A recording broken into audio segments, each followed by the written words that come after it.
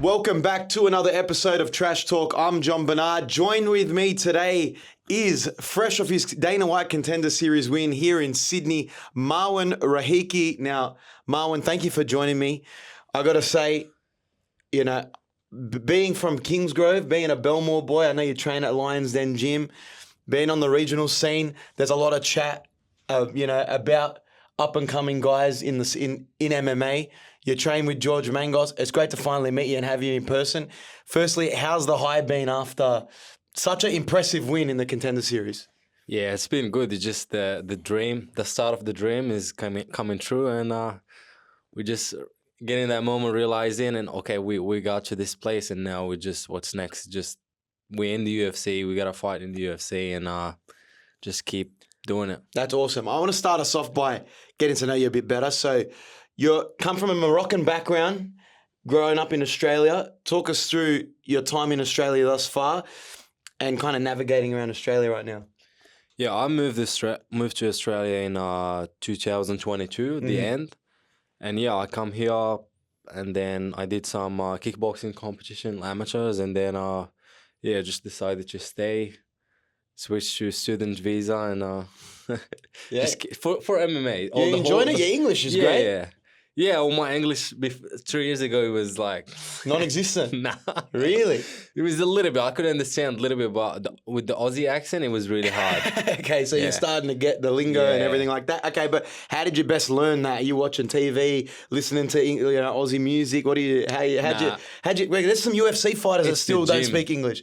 Yeah, it's the gym because we're all surrounded like old boys, like the same, similar age. We hang out all the times. We come to the gym twice a day, and after the gym we go to the beach, we go eat. Like this has been since the last 3 years, so that made it really. The first 3 months I learned really quick, and then just start like slowly getting better. That's awesome. I mean, by the time you've had 4 or 5 fights in the UFC, you'll be perfect English. Yeah. Now, talk about you got a pro record of 7-0. You're only 23 years old. How did you get into the sport of MMA? You just started in kickboxing, or have you enjoyed it from a young age? So the start was like kickboxing when I was 14, and a few years after there was no competition. Like we just train, and you just go train every day. We do sparring and all this, but like you watch real fights on. Like I used to watch Glory Kickboxing whenever they have events. I'll be so excited about it. Mm-hmm. Watch Badr Hari, watch like some great kickboxers. But yeah, at some points, random day was like it was a UFC on Abu Dhabi channel. It was for free, like in Moroccan TV. Okay, like you can just get it. I switched to channel and like it's UFC. It's not the pirated version of like the fake. No. They had a the deal. fake pay-per-view channel. Yeah, okay. They had a deal with the Abu Dhabi channel because UFC was in. They were doing like some deals. Anyways, could be like Stars Play or something. Yeah, whatever. Yeah. That was 2000, I think, 20. Well, I'm not sure, 2019 maybe. So that's where you caught your first glimpse of like UFC? Yeah, I was just switching to it, and I saw the promo video of Max Holloway versus Dustin Poirier and Adesanya versus Kelvin Gastelum. But before that, I knew Conor McGregor, and I knew like Conor fought Mayweather and all these things, but I never like had any interest on it. Like not even to just like follow them on Instagram, like following fighters and. I've never had. I was like, oh, this guy is like, I would never do MMA because it just like, why would I go to the ground and why have my ears like that? Like I was like so against it, and then exactly that day was like some random afternoon. I'm just sitting watching, and the promo video was really exciting, like made it like a movie, and I'm like. Boy, Glory Kickboxing, they don't even do this like kind of like UFC videos. Don't even do that many good promos now. Yeah. It used to be unbelievable. Yeah, it was so good. And I was so pumped up. Like I was like, I'm gonna watch this.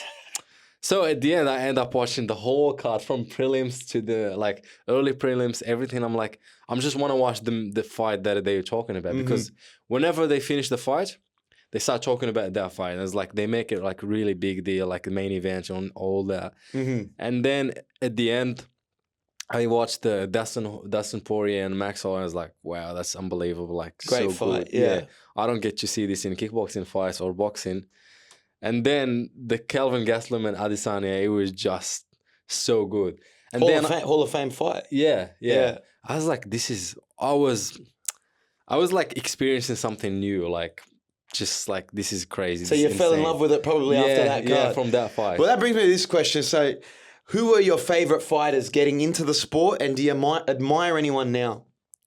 You know, I would say my favorite fighter at that time because that was Adesanya, because he was in his prime and like Very exciting kickboxing style. yeah. And then once I start talking about it, like I got people in my gym over there to start watching the UFC and be like, "Who's this Adesanya and this?" And they start calling me, They're calling me Adesanya because I don't know, just because I find that he was in Glory Kickboxing and he fought Alex Pereira and all these things.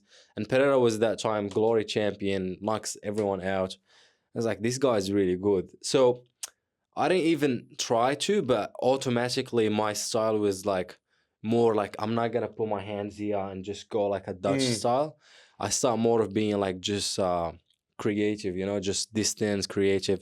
Then I was watching Conor McGregor, then yeah, like mostly the striking and John Jones, right? Like, and I was like, all right, I'm gonna do MMA one day. I'm gonna be an MMA fighter, but while my job in MMA, I have to be like the best striker ever. Like that's my mission. Like I don't care about the ground. I just need to stop takedown, and I can do whatever I want with my face. Like if you just can't take me down, I just gonna keep throwing or whatever. That's how you wanted to get into it, as in you want to be the best striker. So you named Adesanya, Conor McGregor, and John Jones. You wanted to emulate their kind of striking. Yeah. That's pretty awesome. Yeah. And how would you say you're going so far? Yeah, it's good. I just it's funny. My first MMA fight, I started trying to take the guy down. Really? Yeah, I fought in lightweight, and I was like, I just started training MMA like a couple months, but I wasn't really disciplined and like. So you threw the game plan out the window and you just went to take I just like, I'll just take this guy down, and then I'm gonna let him know I can take you down, and then I'm just gonna strike. Well, speaking of your record and your past fights, you're 7-0. A lot of those fights are done by TKO. I think one submission, right? Is that why you got the name Freaky? Because you're ending fights with a knockout most of the time? Yeah, you know who keeps calling me this name is Luke, my coach, and George. George Mangos calls you Freaky. They made me like put well, it it kind of rhymes. Freaky Rahiki, like it works. Yeah. Is that the nickname you kind of had for the last? I think the UFC now they have it registered in my in the athlete space. Do you like that nickname, or you want to change it down the line? No, I think I'll keep it for now. Okay, yeah. You kind of do get given nicknames over time. Yeah, it's not something you just decide I'm gonna call myself something. Well, let's talk about the craziest comeback in Dana White Contender Series. It blew up online. Yeah. What was going through your head when you get dropped in the first round? You know, I was thinking. The most thing, like 100% in my brain, I'm not losing this fight. Like, there's no way. I'm a student, right? And like, I'm risking going while I'm in school period, like going to fight. And like, it's literally, I'm looking at my dream in front of me, and behind, like everything I've been working for can just disappear. Like, wow, go back to zero start, like to the point zero, and I have to figure out what I'm going to do. So it was really like. So in the cage, were you out a little bit when you went down to the floor, and then you've kind of come to? No, I wasn't out. Yeah. I was like, oh shit, it knocked me down. Like I gotta get up. I wasn't out at all. Yeah.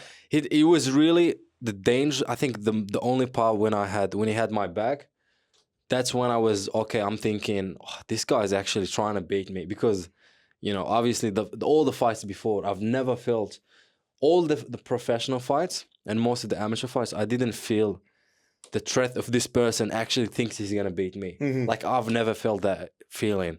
But with this guy, he dropped me, and then he was trying to like hit me, but I was like defending, and then he's trying to shake my back, and I'm thinking this guy actually wants to finish me. Yeah, you've never experienced that before. Yeah, which is I've crazy. never been like the nail, like just this guy. I was like, oh fuck.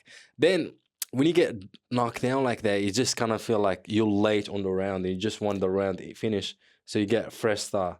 So I was just trying to listen to like George and Luke in the corner, and I'm like, I just need to like, don't do anything stupid, and just try to like see what's going on. So you went into just almost safety mode, like I just need to get past this round, and that's where I want to be. It wasn't really safety mode, but I was like, I just need to get out of this round. Something's going on wrong. But because you go to the cage, you fight. Like there's no normally we go to the cage and you're feeling yourself and you're like, okay, this is fucking a Yeah, fight. there's not much of a crowd as even well. it's scary, but like you get to like people cheering and all these things. You get like to a fight mode. Yeah. But Contender Series, you walk in and you still like realizing, even you know you're gonna fight, but like you still like your body and brain needs to like adapt to the place.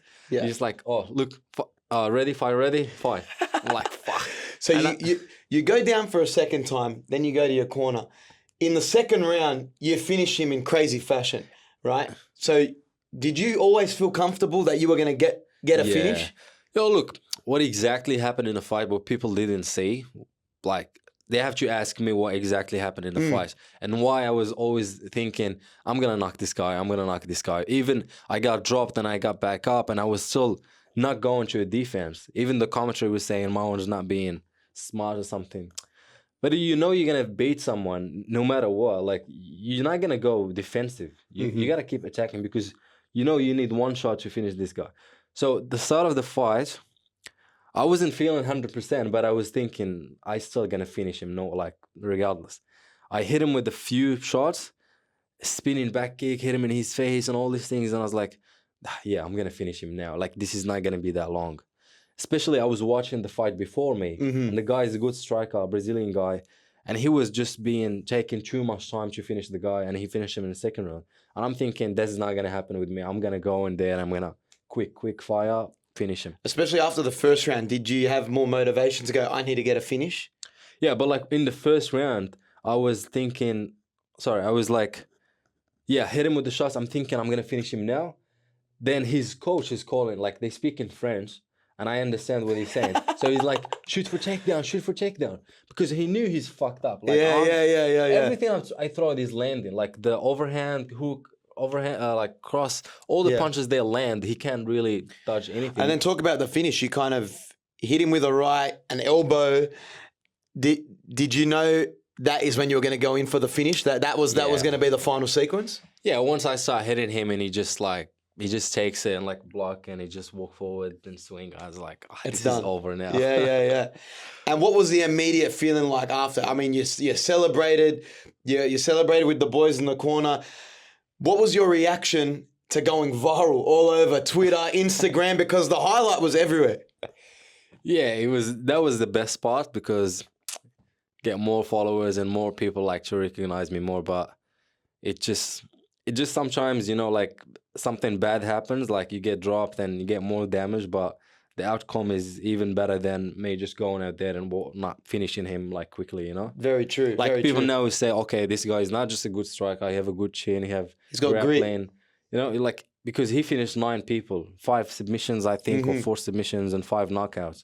So he have more finish rate than I do.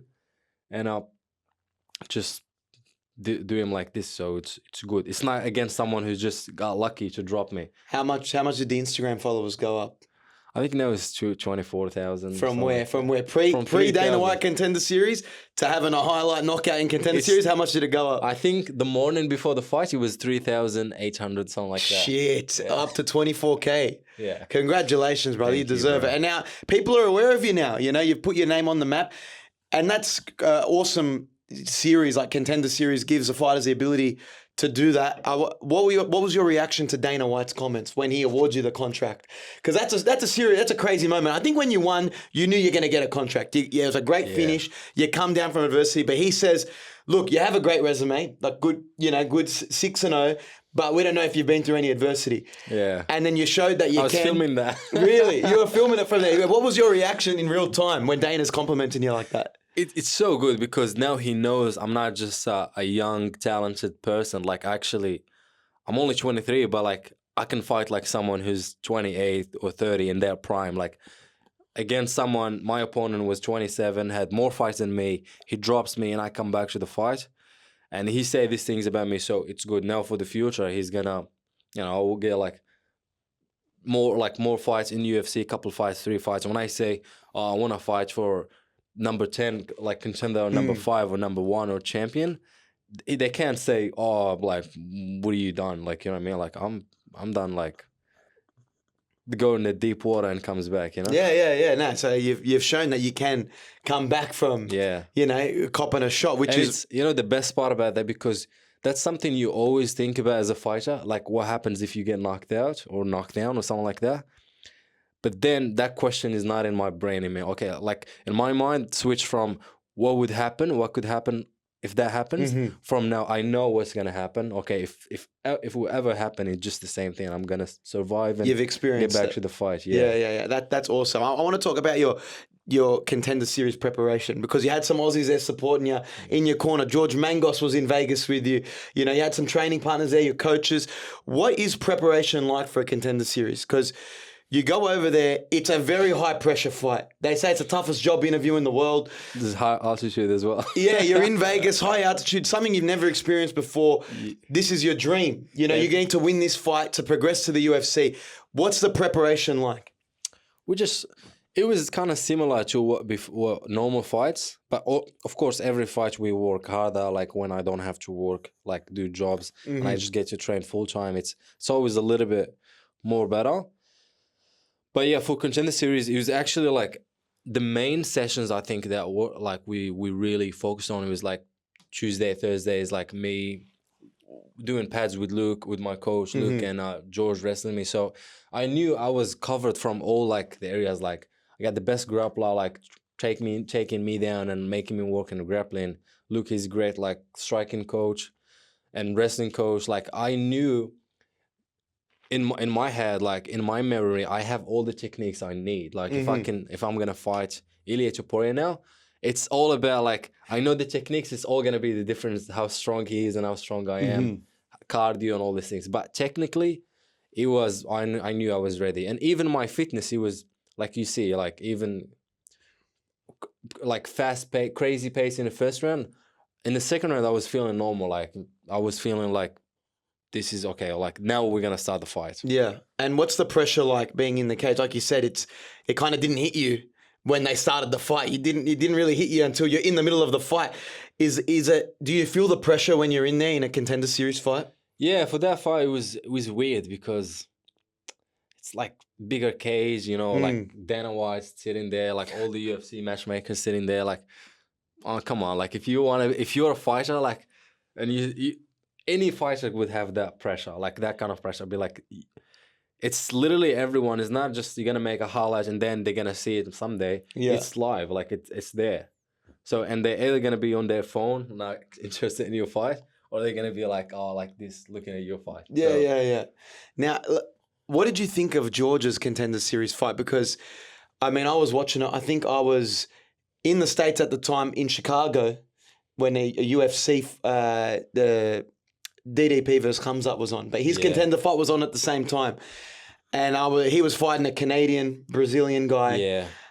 And I feel like it just didn't live up to the Contender Series hype of like what it's supposed to be. You went out there and you wanted to get a finish. Your opponent wanted to get a finish. I feel like George was a bit hard done by because his opponent was just trying to wrestle and made it a really shit fight. So I feel like George was unlucky even because he was still going for finishes. He was still trying to, get that contract. I feel like it can be unlucky. What did you make of George's fight in the Contender Series? I was watching it live and I was like so frustrated because the guy, like, come on, like just for a second round, maybe, okay, you won the first round by like grappling, you hugging. Okay, this is the second round. And I was thinking at some point, this guy is going to actually try a fight because if I was him and if I might, like my way to win is grappling, I would know that I'm going to win like that and I'm not going to get a contract. So I'm thinking, okay, just you winning by grappling, or I like go to the strike and like do something like to try be impressive. And it's so weird because the start of the fight, he's showing this like capoeira shit.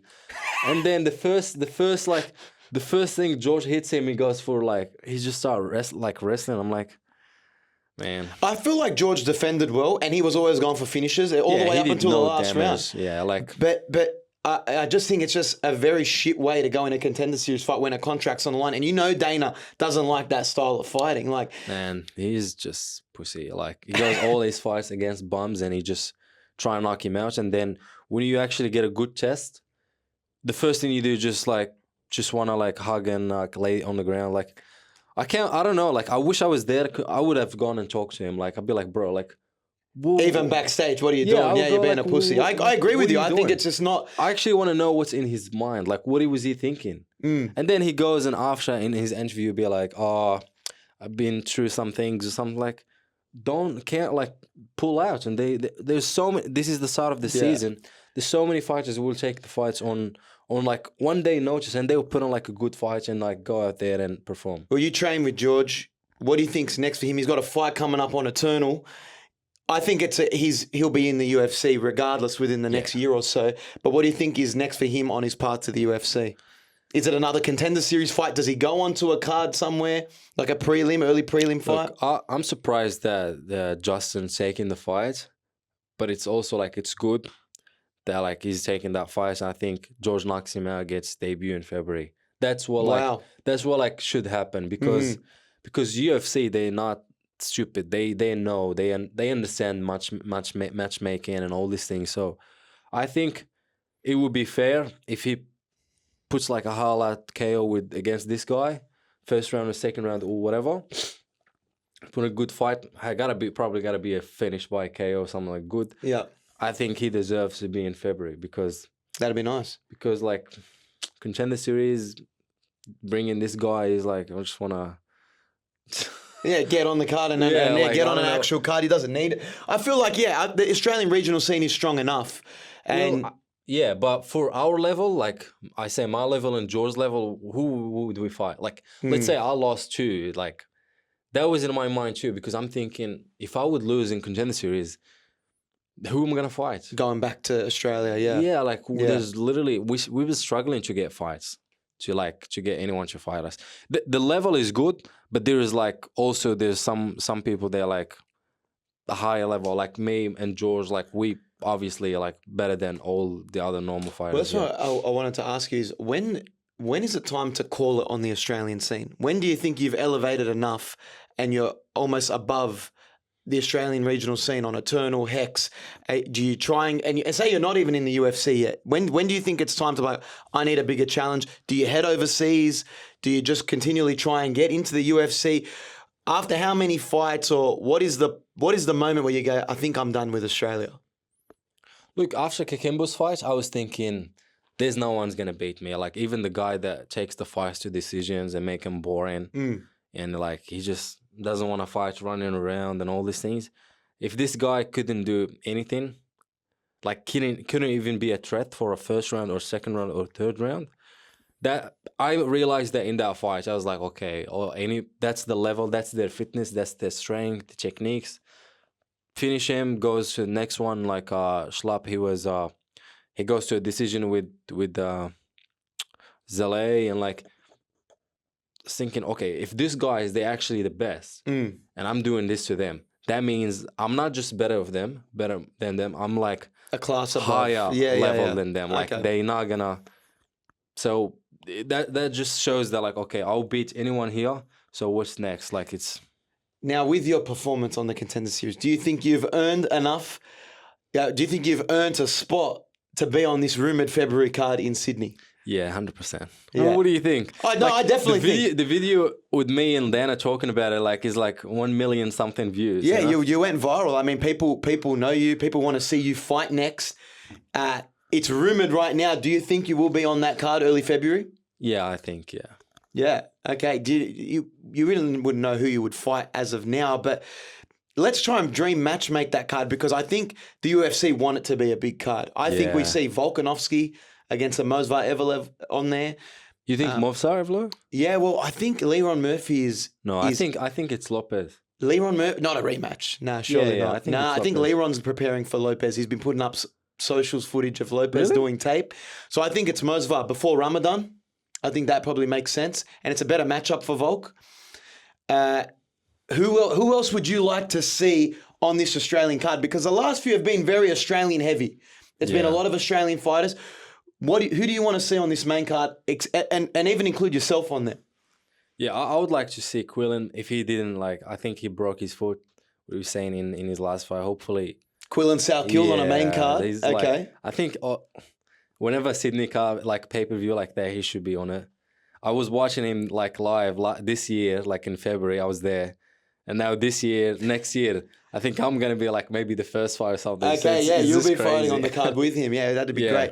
Yeah, who else do you want to see? I mean, I'd love to see other Aussies on there. Jimmy Crute. Yeah, You know, I think Jono McAuliffe and Oban Elliott, their fight got cancelled in Perth. I think you move that to Sydney if both are Yeah. healthy. There's rumours that we may see a Carlos Ulberg versus a Yuri Prohaska in Australia. oh, that would be crazy. Only because- co-main event. Yeah, that'd be a great co-main That'll be- event. And I don't think Pereira is going to fight Ulberg right now. He's calling out John Jones. He's been talking about the White House. Yeah. So I think put Ulberg up against Yuri, who Yuri wants to be in Australia. He loves Australia. Yeah. That'd be a great fight for the division. And then others, I think, yeah, I'd like to see some more Aussies on there. And maybe we see Bam Bam Tuivasa come back. He looks like he's been Yeah. training for a return. Yeah. Would you like to see Bam Bam Yeah, back on the oh, card? of course. He's always like he's more exciting than most of the heavyweights because He just goes out and tries to finish. people always loves like people that goes for the finish, like not just going in there. It's a dangerous game. It's a dangerous sport, but like to go out there and shows like you going for a finish. That would even me a fighter like that's what I love to watch. Especially with some of the shit that heavyweights been putting out lately. Yeah. I think we'd like to see Did Bam you see Bam. the last ones, the IPOC and not Yeah, the most other recent one. and he goes back in the fight. And then he comes back. I thought they called it off. Yeah. And then he comes back after a reset and knocks Yeah. Ante Delaja out. So that was pretty crazy. Let's talk about eye pokes, actually, because there's an eye poke epidemic in the UFC right now. The referees don't know how to respond. Herb Dean said they're having meetings about it. It's happened in the last two UFC main events, right? UFC Fight Night happened to Tom Aspinall. Are eye pokes common? Are eye pokes that common in training? Like, is it No. a thing that fighters have to be wary of and prepare for? Doesn't really happen in training. Maybe like if you training with stupid training partner, yeah, it would happen. But with smart people, like these things wouldn't happen. And for like, in my opinion, like if someone wins if it's a fight and then someone pokes the other one in the eye, we just take off his money. Like he's not gonna get paid for that So fight. you think to stop eye pokes in the UFC, it's got to be either a point deduction straight away, No, more or than just point. more than a point. I think point deduction is just because you can damage this person in the eye. But most of the time, it's just a warning. There's not even a Yeah. point deduction, so they're not even going that strict on it. I think it's gotta be money. Like take off your money, then you're gonna be coming to the fight thinking I can't eye poke. this guy in the eye. Yeah. Like, and once you go like this, and the ref goes like wash fingers, you go like that, like just So you think fines will definitely get eye pokes out of the game? Yeah, fines is everyone because everyone wants fights for the money. Yeah, I mean, Chael Sonnen came out and said like there was bare knuckle fights that happened at the same time, and there was no eye pokes in there. They didn't Yeah. even have 6-ounce fingers, gloves. just, There's no fingers. yeah. Just literally just wraps. So I think it can be fighters can be conscious about whether they're going to be opening their hands up like that. It's just happening too much. Have you ever had an eye poke before? No, I've never. Yeah. No. I think this is just like the most boring fighters. They actually like this happens because when you see two fighters against each other, like and they're exciting. When did you see ever Conor McGregor poke someone in the eye? It's very true. When did you see ever like Dustin Some Poirier? people do it maybe even for strategy wise though. Like, it's covering the face of the opponent. John Jones had done it previously. He gets caught up as an eye poker sometimes. Garn did it 2 times in the fight. It's I don't know. I think something seriously needs to be done about it, but Yeah. going forward. And Well, I think look, you're right. I think fines. I don't mind like when like if you go like this and you stop someone, that's fine. Like you can't poke someone like this. But like Palms up. this is really like come on, like Dangerous. yeah, like if I do this, you can't shoot takedown. And what do you think is the best path? Because there's guys that have done the Contender Series like yourself. There's guys that have just jump on a card like Colby Thickness, who just got his chance earlier this year. He's fought twice now. Would you rather go through a Contender Series route, a path route, or would you want to just be straight on a card? Well, I'll prefer going straight into the UFC because Contender Series is a very stressful experience because you're not in the UFC and you don't know how you're going to treat this. It's a difference. It's not a crowd. You're going to come and support you and be like, oh, I'm like this is exciting and this. It's not exciting. It's actually a fight. Like, it's just like you got to fight someone to earn something. And that's the only way because you win you get in there, like you lose, you just, and people's all gonna think about you like you get finished or something happens to you in the fight, but like, okay, we got you all the way to the biggest stage, and you just, this is not even the UFC, and you're like, well, look what happened to It's you. true. It's just high stakes. That's what was in my mind when I got dropped. I was like, no way, like, Yeah, it's almost unlucky. You know what I mean? yeah. Yeah, I know exactly what you mean. Now, talking about something that went viral was obviously your knockout in the Contender Series, but Quillan Salkilld, the knockout he just had recently in Abu Dhabi, pretty crazy. I think it was the highlight of the night. He got his bonus. What are you making of Quillan in the UFC right now? He's 3-0 in the UFC, which is crazy in a short amount of time. Is he the rookie of the year in the UFC? Yeah, well, look, 10 days notice and like good opponent, like, and you do that, that's just spectacular. Like, this is what all the sport is about, like, about moments like this. Take risk and go out there and make it like big. So that's what make people like remember you. So it's really good for him, and hopefully I get like some moments like this too, like get a short notice fight and people be like, oh, you're gonna lose or something like this, and you go out there and you just put in a performance.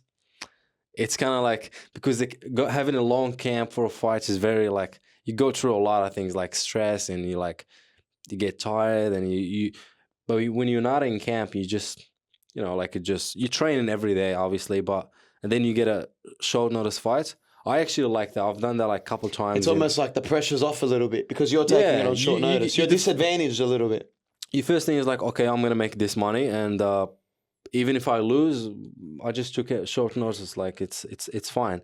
But then also you have a little like more motivation because you're thinking, this guy against me, he's have more pressure. So I don't mind taking short notice fight. Like, I actually like it, and yeah, it's great. And if you look at his resume right now in the UFC, 2 knockouts. I think he should fight Rhiki next. They should do like Quillan and Rhiki in February. That'd be pretty crazy. Brazilian. I've been reading that. I think that's kind of rude. Rhufi's going to be on the card, which is crazy. Really? Yeah, he's confirmed that he will be fighting in Australia. So I don't know if that's going to be up against a Quillan or if he fights someone else. Against Aussie. It would have to be, yeah. Bring a Brazilian, got to be against. It would be in the lightweight division. So yeah, maybe I guess even Jake Matthews, maybe. No, he's Rhufi against Big Train. What's his name? Oh yeah, Tom Nolan. Tom Nolan, yeah. That definitely could be a fight. That'd be a huge fight. Because Tom Nolan has few wins in UFC now. Like two in the UFC. No, I have more. No, Tom Nolan. No, he made his debut in Sydney. No, he has about like. Really? Yeah, he has more wins. Okay. I think about 4-1 or 3 and. I think 4-3-1 in UFC. Okay, there you go. Yeah. Yeah. Well, I'd love to see them both on the card. That'd be amazing. Yeah, and his last fight was this year. He wasn't the last one. I'm not sure, but he fought in that February card, and it was fought in really Perth like, and fought in Sydney. Yeah, so that's 2 just this year. Yeah. So I think some guys might want to fight overseas. I don't know if he wants to follow it up straight back in Australia, but why not? You got Aussies behind you here. Now, I want to ask you about broader news that's happening in the UFC. Next week, we've got an Aussie headlining Madison Square Garden. Wow. JDM versus Islam. Give us your prediction. I mean, how do you think this fight goes? Look, it's hard to predict fight like that because you got Islam is finishing all his fights, all the experience that he have. He came out today and he was like, if I verse Islam even 5 or 10 years ago, I'd be putting him to sleep. He goes, I'd strangle him. Who's that? Islam said it. Islam said, I would kill a younger Islam. That's how zoned in he is. I think that's obvious because I would say if I fight myself last year, I'm going to knock myself out. And you think the run that he's been on, though, which is crazy. He's been one of the most dominant at lightweight. I just think it's his biggest test now in middleweight. At welterweight, Do you think the jump up's going to be, almost a challenge for Islam, or you're just going to see the best Islam because he's not going through a crazy weight cut. He looks very good. He looks healthy. Guys saying he's taking creatine. He's looking big. What do you think the outcome's going to be? I think, look, it's hard to say what's the outcome is going to be because I don't want to just say a bold statement like that. But this is a fight that is really, they technically like similar, like Jack. He have a good grappling, good striking, same as Islam. Good scramble. Yeah, but the only thing is Jack is a normal welterweight, like a natural welterweight. But Islam, he's the one that been cutting weight and like struggling. So when you cut weight, you don't perform as like when you don't cut weight. That's the difference. And he's tall, so but they're probably about the same height. They're probably gonna be about the same weight. But Islam got more experience in all these fights, all these finishes. That's something he have that Jack doesn't have. But like also like Jack is like really talented. Like his boxing is so relaxed and so good. I think potential would be like fight of the year, yeah. Card of the year, really. It's I a think stacked would card. be better than Islam against Dustin Poirier. Even Which that was went good five, fight, almost 5 rounds. And yeah. this one I think it would be better. Like I'm really, you know, my dream was to win a Contender Series, quick finish, and ask him to give me in that card. Oh, really? Madison Square Garden? Yeah. I mean, probably a bit too late now. It's Like, happening next week. Yeah, it wouldn't happen. But that would be the dream. That would be like my dream to get like, because they saying I'm Moroccan, I'm Aussie, and all these things. Like, because Ali is my manager, goes like, this guy, he speaks Aussie accent and all these things. That'd be pretty crazy. Yeah, well, let's talk about the card, because I think it's one of the most stacked card of the year. Which fight do you think will steal the show at UFC 322 in Madison Square Garden? Because you got Jack Della I'll tell you versus now, Islam. Cody Haddon and that Willmaker. Really? I think that would be Well, you've banger. got Carlos Prates versus Leon Edwards. I think you could get a highlight reel knockout in that fight. Leon Edwards, striker. You know, Prates will be looking for a finish as well. Then you've also got the Sean Brady on the card, who wants to make a name for himself at welterweight. So it's like against Moraes. I don't know who's going to steal the show here. Who's co-main? It's Shevchenko. So yeah, I don't know. Who do you think steals the show? You're going to go Cody Haddon. Yeah. Yeah. Okay. Because look, Cody's 1-0 in UFC, and this guy Willmaker, he's been finishing three opponents, like two knockouts or three, something like that.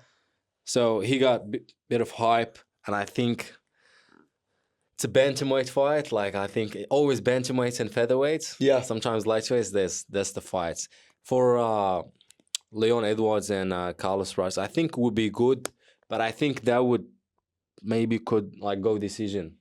Because they both good strikers. Because the only times that Leon Edwards lost is just because grappling or gets submitted. Very true. I think it'll be an entertaining fight, but yeah, I guess we'll see where. I think Carlos wins. I don't know about knockout. Okay, it could go the distance. Yeah. Well, personally, I think the JDM Islam fight will live up to the hype. Yeah. So it's going to be tough to steal the show there, but again, I think it's one of the most stacked cards of the year. Now, the featherweight division, which is your division, you fought your Contender Series fight at featherweight. What do you think of the state of the featherweight division right now? Because you got Volk there as the champion, but I feel like it's kind of been not stagnant, but since Ilia Topuria moved up, there's been slow to make matchups. You've got Aljamain Sterling, who wants a fight for the title. Diego Lopez, who had a very close fight. Other contenders like Mosvar and Leron Murphy. What do you think of the state of the featherweight division right now, and how do you think you could progress up that division?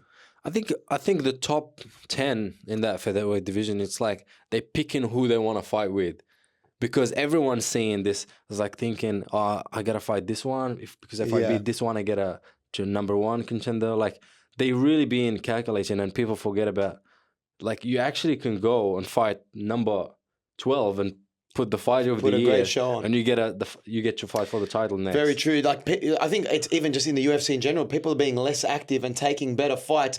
But in saying that, I think it's because Volk knows he has max 2 fights left. So, he's probably got 2 title defenses left. Yeah. And then, it's up for the taking for whoever. It'll probably be a vacant title. So no one wants to lose their record or their ranking up the top there. Who do you think would be next in line for Volk? Say if Mosvar's next, is it the winner of Leron Diego Lopez? Like, who do you think will probably be Volk's last couple of opponents? I think, look, if he was to be Leron Murphy, I think it would be fair because it's a good finish. But also, he didn't finish someone as a top 5 or something. Yeah, he finished the Bellator guy. Yeah, someone coming new. Yeah. So, I think Lopez is like good. Lopez and Evloev makes the most sense. A Lopez rematch would be because crazy. Evloev already has been a Lopez before, even it was ages ago, but like it's still he beat him. So Leron Murphy, he needs, I think, also like Yusuf Zalal, the Moroccan guy, he's number 7 now. Great finish in his last fight. Yeah, he did Josh Emmett like that. I was so surprised. Too quick. So quick. Yeah. I mean, like, And Josh Emmett wasn't a favourite by any means. Like, you know, he was a big outsider. He's up there in age as well. But to do him that quickly, like even Ilia Topuria didn't even do it that quickly, you know? Yeah. I think he's going to be a big problem too for in featherweight division. Like he's good. Like if you had to go up against a ranked guy right now in featherweight, who would you? John Silver. Gene Silver, really? You'd go after Gene fight him Silver? now.